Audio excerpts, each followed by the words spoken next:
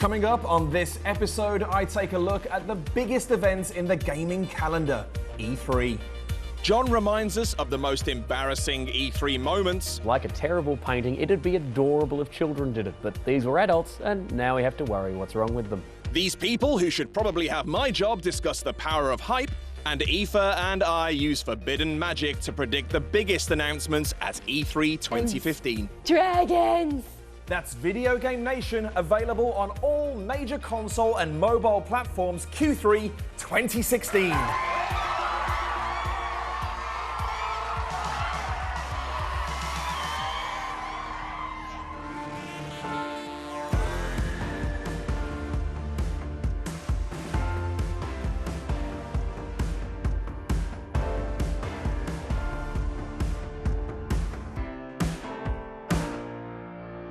E3 is shorthand for the Electronic Entertainment Expo. It's a rather dry name for an event that inspires collective hysteria among hundreds of thousands of video game fans the world over. E3 is a curious hybrid of trade show and circus that currently calls Los Angeles its home. On the surface, it's geared towards professionals, an opportunity for developers, journalists, marketeers, and every flavor of suit to mill around and bear witness to the near future of the business. Really though, it's a very extravagant, very expensive 3-day song and dance inspired to drive you, the consumer, into a frenzy about games you're probably going to have to wait a very long time to actually play. Before E3 even kicks off, we're treated to press briefings, conferences held by major players like Sony, Microsoft, and Nintendo that outline their visions for the year ahead and beyond. Once played out to relatively small private audiences, these presentations are now live streamed to millions, which is odd because they're usually about as thrilling as a Westlife concert. It's obviously very exciting to learn that another sequel to your favorite series is on its way, or that a new console's in development, or that your favorite developer has an original concept up its sleeve, but you have to suffer through some real dreck to get there.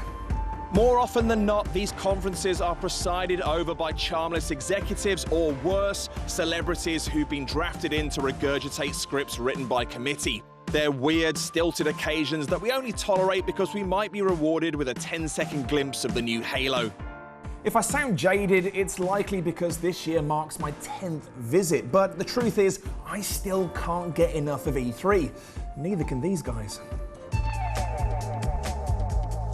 I think E3 is so exciting because, especially if you're someone who isn't just interested in games, but you're interested in the games industry. You know, you're interested in who's got what and what are they doing with those things. You know, like if you've got a license like Splinter Cell, you know, are Ubisoft going to say something about Splinter Cell this year? You don't know. And so from a strategic kind of pundit point of view, E3 can be really interesting. And for all we know, like, someone could be sitting in an office right now, putting the finishing touches to a prototype they're going to show at E3 that is just going to change gaming forever. You know, more likely they're editing a video of a game that has even bigger guns. But we can always dream, can't we?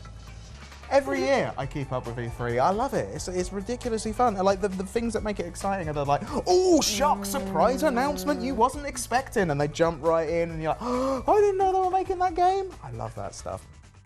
With E3, there are just so many announcements that it's impossible not to be surprised by something.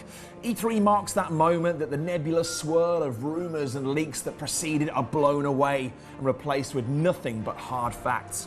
The show itself is housed in and around the vast Los Angeles Convention Center, with most activity taking place in 2 hangar-like halls. It's the epitome of the phrase, too much of a good thing, as you're bombarded from every direction by gigantic video walls, competing sound systems, and countless game pods, all of them loaded with games you've never played before and won't get to play again for months. My personal experience of E3 is one shared by many people in my field, of dashing from meeting room to meeting room, spending half an hour being frustrated by look but don't touch presentations before making a break for the next appointment. So, who are all these people with time to line up for 2 hours just to get a novelty foam sword? The answer would be obvious if E3 was open to the public, but up until this year, it's remained a staunchly trade-only event.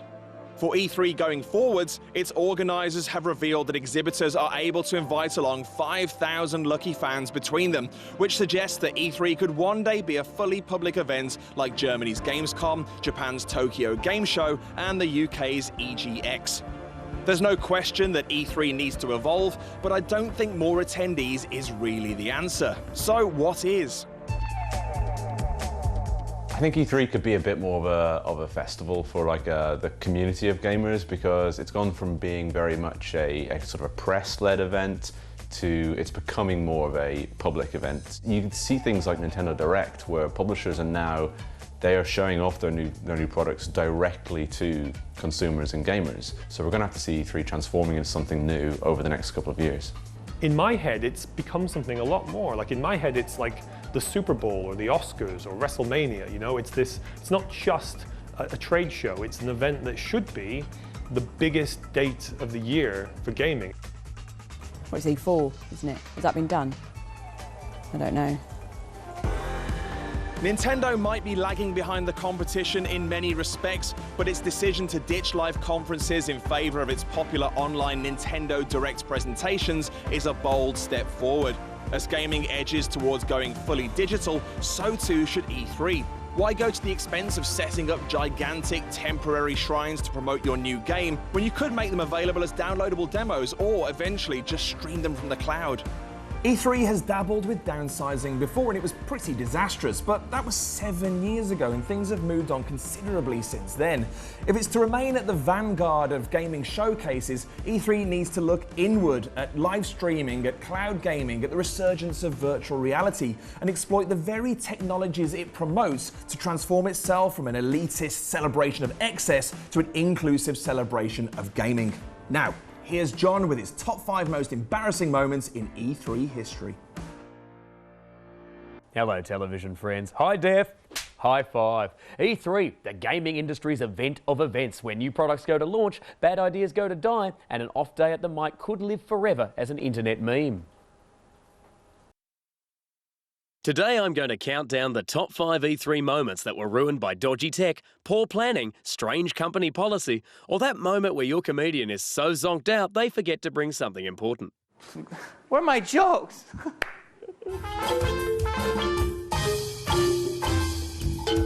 Our first one makes the list because, like a terrible painting, it'd be adorable if children did it, but these were adults and now we have to worry what's wrong with them.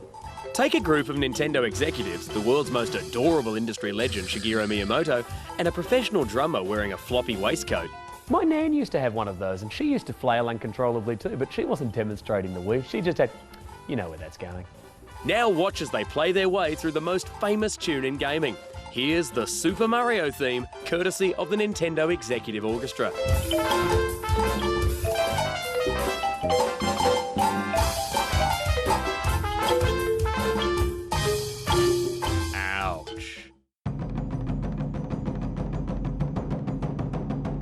If you want to run a good event, hire a professional speaker and make certain that they've been briefed correctly. Don't just slap up an employee with a half-learned script and a charisma deficiency, because otherwise you're going to end up with something like this. In 2006, Sony was launching the PS3, and to show off, they gave us Genji Days of the Blade, a historical slasher featuring famous battles which actually took place in ancient Japan. So here's this giant enemy crab. But don't worry, he rolls with it. And you attack its weak point for massive damage. It was the day that launched 1,000 memes, and I just love the boredom in his voice as he realises it's all gone a bit wrong, but he still has to sell it. And this World War I simulator is completely realistic. And that would be an enormous donkey vomiting on a newborn child, which was very, very common at the time. And I'm going to kick it in the testicles now. Massive damage. I've been fired, haven't I?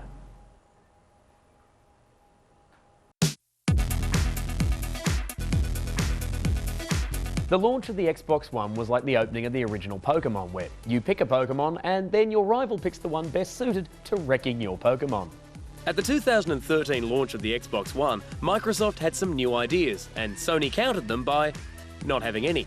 First up, the Xbox One was going to be sold for $499. So Sony said the PS4 would go for $3.99. Then Microsoft said their console would need to connect to the internet at least once a day. So Sony said the PS4 wouldn't. Then Microsoft made some confusing statements about there being some kind of limitations or restrictions on sharing and playing used games on the Xbox One.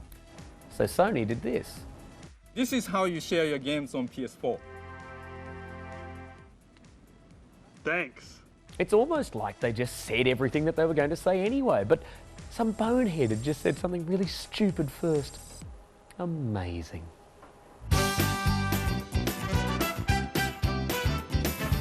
Back in 2007, Disney Interactive were trying to launch a High School Musical game. And you know what gamers love? Peppy cheerleaders and audience interaction. First you have the joy of watching cheerleaders whoop after boring facts are delivered. Fastest selling TV movie on DVD of all time. Now that just keeps happening. Let me put it this way. If it involves a podium, it doesn't also require cheerleaders. But how could it be worse? Well, what if those same cheerleaders tried to encourage the audience to dance? And nobody got up. I'm gonna show you what to do, and you guys are just gonna follow us. Come on, get up, everybody! Come on, it's your guys' turn. Are you ready?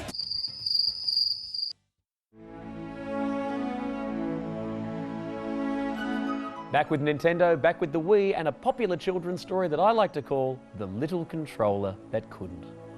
Once upon a time, there was a man called Miyamoto who made a bunch of games about an elf with a sword. One day, he made a game where you could swing your arm, and the elf would swing his sword.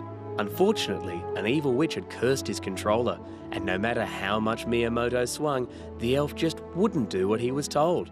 He got blown up by his own bombs and couldn't kill flowers, but that was okay, because Miyamoto just kept smiling. Always smiling. It could have been worse.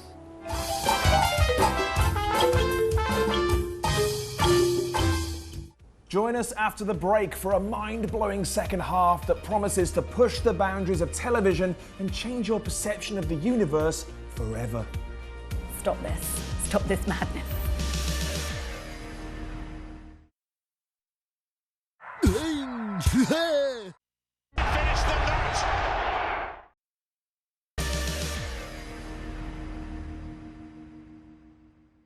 Welcome back. Now, as I demonstrated before the break, hype is very easy to create, but incredibly difficult to deliver on. So why do we, the gullible public, fall for it time after time after time?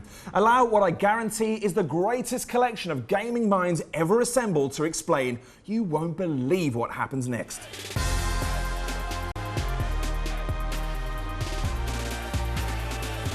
Hype is a little bit like an online dating profile for a video game, where someone's just taken all the best elements of what this game is. They've photoshopped all of the pictures of the game to make it look prettier than it really is, and they presented it to you and said, this is what the thing we're making is, and everyone loses their minds because they think it's going to be the best thing ever. But then when you get to play it, or get to the bar in the metaphor, maybe things aren't as great as they first seemed, and inevitably disappointment sets in. I hate to say it, but I think hype is the major force right now in the games industry. You know, in the way that films have become all about their opening weekend grosses, games are starting to be judged now on like, what are their pre-orders? You know, how many people are pre-ordering this? And these days we're starting to see more people be like, oh, pre-order this and you'll get a bonus this and you'll get a bonus that. And you know, they're trying to just force you into buying the game before it's even come out, before anyone's ever reviewed it, before you've even had a go on it, just to decide whether you like it or not. I like a bit of hype. I think it's healthy. I think it's exciting. I think it's like, you know, it's like getting excited about your Christmas presents and, you know, having a feel through the wrapping paper.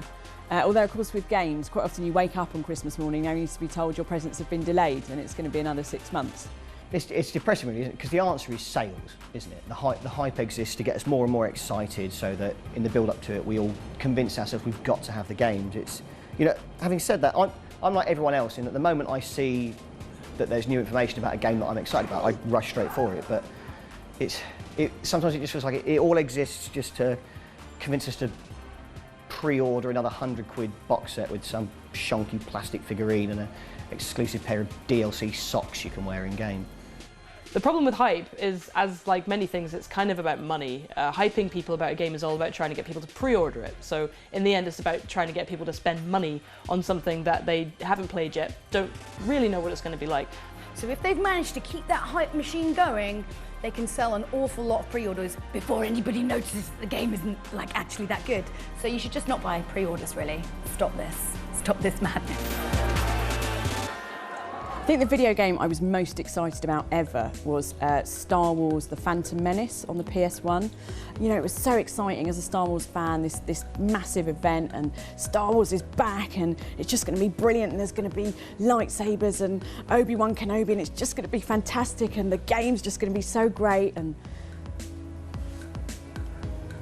sorry. I try not to get too excited about games before release, just because typically that just leads to disappointment, right?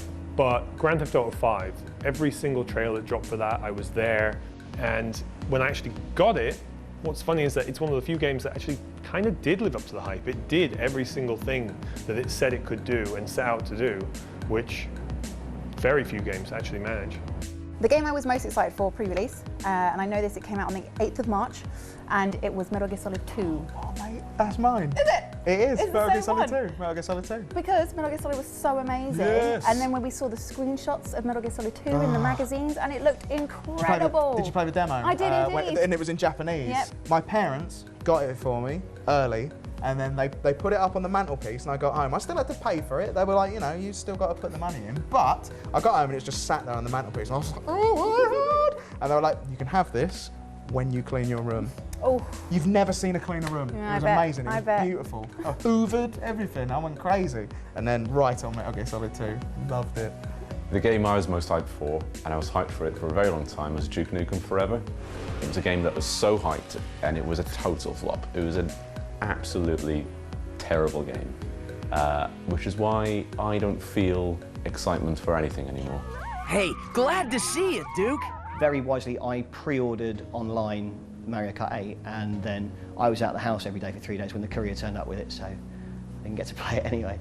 First world problems. Hype has changed in that it's about pre-ordering, right? It's about getting people to buy something. A lot of games now, that's not really a factor. A lot of indie games, a lot of smaller games, it's more about getting the game out there, getting it on YouTube, getting it in the press, getting people playing it, and then it spreads by word of mouth. I think there's now an alternative model to hype a game up, get as many people as possible to pre-order it and get it out there. I think now a lot of games find their hype actually grows after release. I think hype is less important now because certainly on PC you're seeing things like early access, which is sort of giving an invite to players to come play the game before it's made. I mean, look at Minecraft, which is like the biggest. There was never any hype for Minecraft because it was always available. You could just hop in and play it from day one. I think that's going to start happening with consoles as well. Things are going to start falling out of this yearly cycle, and we're going to see less of that build-up of hype, that huge explosion of promotion, and then disappearing like 2 months down the line. Well, hype is something that I think is inherently attractive to all of us because hype is imagination. You hear about a new game, you imagine what that's going to be like. Hype is hope. Hype is, hoping that something is going to be just amazing. You really, because, let's face it, we all want to play our next favorite video game. I don't want to think that my favorite video game of my life has already been released. I want to hope that it's actually going to come out at some point in the future. So I'm always looking forward to that next experience and imagining what that might be. For some, discovering the secrets of the world is the only way to live. Now, E3 wouldn't be E3 without rampant speculation, and with E3 2015 just around the corner, I thought it'd be appropriate if Aoife and I became gaming's answer to Russell Grant and Mystic Meg, respectively, and basically take a guess at what the major publishers have got coming up this show. So, Aoife, let's do it in the order of the press conferences. Start with Microsoft. I guess that Scalebound. Scalebound, yes. This is the Platinum Games exclusive. Yes. Which is going to be fun, right? It's going to be amazing. It's Platinum Games. It's a Platinum game about dragons. Dragons. And who doesn't love dragons if our own Daenerys Targaryen? so what do we think? A bit of gameplay this time. It was all pre-rendered last year, wasn't it? Yes, it was. I mean, it didn't really tell us anything apart from you had this Dante-esque hero who had didn't he have headphones or something that turned into full tree armor or something? Yeah, there's going to be some bizarre stylistic aspect Bayonetta's hair suit. So we know that recently Black Tusk Studios, who are the new kind of overseers of the Gears of War franchise have since become the rather ominous The Coalition. Which is really like, yeah, it's a very corporate kind of, not very, yeah, come and play our games sort of name. Yeah, they've kind of leaked well, there was a leak of footage of what appeared to be a Gears of War remaster, but there's also speculation that it's also going to be a completely new Gears of War game. I'm so bored of remasters now. Come on, we're well into this console cycle. This is going to be the third Christmas for next gen. There's no need for these remasters, and I mean, I know there's a lot of Gears of War fans out there, but give us something new, for God's sake. Then we've got Sony. Yes. Sony I always like because they are quite unpredictable. Very unpredictable, which is what I like about them, because I cannot see that we'll have many surprises from the Microsoft conference, but we know there's going to be Uncharted 4 because we've seen the sort of E3 branding. He's all over the LA Convention Center. And I think, yeah, I mean, people are, they always go crazy for new Uncharted gameplay. Yeah, Naughty Dog tends to be a bit of a one-game studio. I think the remaster is obviously in response to Uncharted 4 being delayed. I think people would really like to see a Last of Us 2, even if that's just a tease for it, and perhaps even a new Jak and Daxter. Imagine such a thing. I prefer a new IP, a new series entirely, rather than Last of Us 2, because the way that game left things, I think there's no need to embellish on that. No. No Man's Sky, we know the grand sort of very vague concept of it. That you're all on the outside of the universe, working your way in and charting dinosaurs. it collectively, and the dinosaurs, the procedurally generated dinosaurs. So yes, that's for sure. I'm kind of curious to see what some of their studios who've been quiet for a while are up to. So Guerrilla, Santa Monica. So obviously Santa Monica is the home of God of War. Again, though, don't give us a God of War remaster, please. There already is God of War 3 remastered. That's already on its way. So the rumor is if they ever do a proper new God of War, that it will be based in Norse mythology, because I think he's killed all the Greek gods. Honestly, I don't think there are any. There's no one left for him, is there? There's nobody left. So he has to now branch out into other schools of mythology. But then it couldn't really be him, right? It has to be, maybe there's a new God of War. And then obviously we've got Nintendo, who have now kind of forsaken the traditional E3 conference altogether. Last year was Nintendo Direct, digital only. And this time they're kind of splitting it up with the World Championships, which I theorize is going to result in a big reveal announcement, at the end of it. Potentially a new Mario game, because it just reminds me of the 80s when they revealed Mario Brothers 3 in that old film, The Wizard, which was set in the World Championship. So if they're going to be that self-referential, it'd be incredible. I don't know. I think Nintendo is mostly going to be like amiibo stuff, DLC. Star Fox, to be honest, I haven't really thought about the new Star Fox until now. And now that we're talking about it, I'm like, yeah, I quite like to see that. Exciting, isn't it? And then on top of that, obviously everyone's clamoring for an F-Zero or a Metroid. I think if either of those came out, well, I hope, you know what, I hope that the success of Splatoon kind of emboldens Nintendo just to start trying new things again. I'm hoping. So that's the three big ones. We know that the likes of Bethesda, Square Enix, EA, Activision, Fallout. They've all got their ones. I was going to say, what's the one you want to see more of? And it's Fallout 4. I want to see more obviously. Fallout. We're going to see more of Deus Ex. Yes, oh yeah. We're going to see, I'm guessing, more of Rise of Tomb Raider. So there's already some big ones there, but I think I'm with you, to be honest. I think Fallout 4 is the one. Now we've seen the trailer, it's all about the details, and I want to see what they've got. Dogs! More dogs! Yes, more dogs. More dinosaurs! More dinosaurs. More Norse gods! More Norse. Aoife, the producer's doing the finger thing. That means we have to shut up. Anyway, there's just enough time for you to share your E3 predictions with us. Tell them about Facebook. Yes, go to our official Facebook page, Videogame Nation. And tell them about Twitter. And use our official hashtag, VGN. Yes, and tell them about how you're the surprise witness in that murder trial, and if anyone finds out the case will be thrown out of... I'm so sorry. See you next week. Oh, sorry.